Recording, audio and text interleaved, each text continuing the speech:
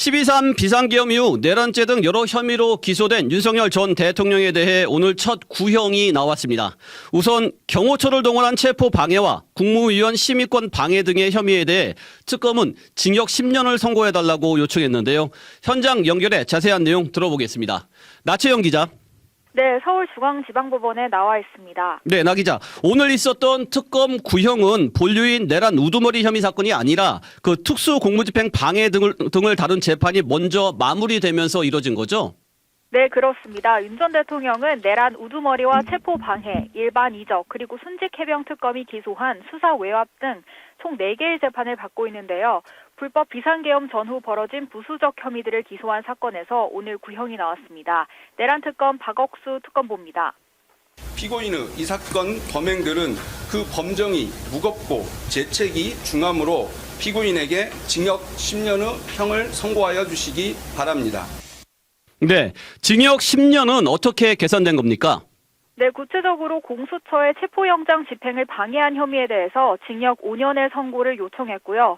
비상계엄 선포 과정에서 국무위원의 심의권을 침해하고 외신 기자들에게 허위 사실을 전파한 혐의, 비화폰 관련 증거인멸 혐의에 대해서 징역 3년을, 마지막으로 사후에 비상계엄 선포문을 허위로 작성한 것에 대해선 징역 2년을 구형했습니다. 네. 윤석열 전 대통령에 대한 체포영장 집행을 두고 용산 대통령실 앞에서 경호처와 공수처, 경찰이 대치했던 게 엊그제 같은데요. 해당 혐의에만 징역 5년이 구형된 거군요. 네, 벌써 1년이 가까워오죠. 윤 전 대통령은 올해 1월 고위공직자범죄수사처에 체포영장 집행을 방해한 혐의를 받습니다. 당시 윤 전 대통령의 지시를 받고 무정한 경호처가 공수처와 경찰의 영장 집행을 막아서면서 아찔한 상황이 연출되기도 했습니다. 또 계엄 당일 국무위원 18명 중 9명만 소집해 나머지 위원들의 심의 의결권을 침해한 혐의도 받습니다. 이 밖에도 윤 전 대통령은 계엄 해제 이틀 뒤 계엄을 절차적으로 정당화하기 위해 사후 계엄 선포문을 결재하고 추후 한덕수 전 국무총리의 요청에 따라 폐기한 혐의도 있습니다. 네, 그렇군요. 특검은 최종 의견에서 어떤 내용을 강조했습니까? 네, 특검은 헌법과 법질서 수호에 정점에 있어야 할 대통령이 국민의 신뢰를 저버린 것에 대해 반성하기는커녕 불법성을 감추기에 급급했다고 지적했습니다.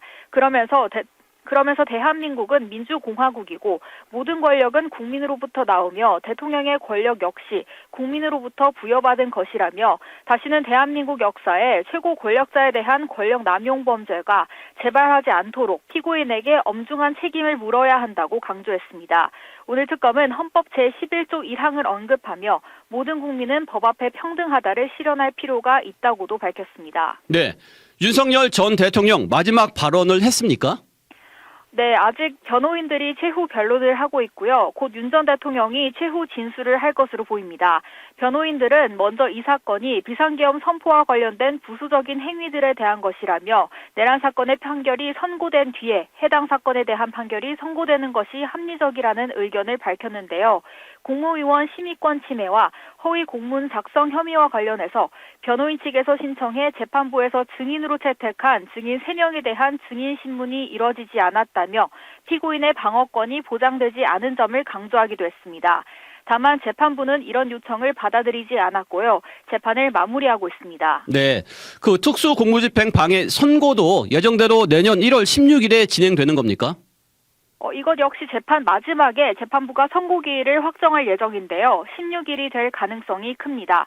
앞서 재판부는 내란특검법상 1심 선고가 공소 제기일로부터 6개월 이내에 나와야 한다는 점을 고려해 오는 1월 16일 선고를 언급했습니다.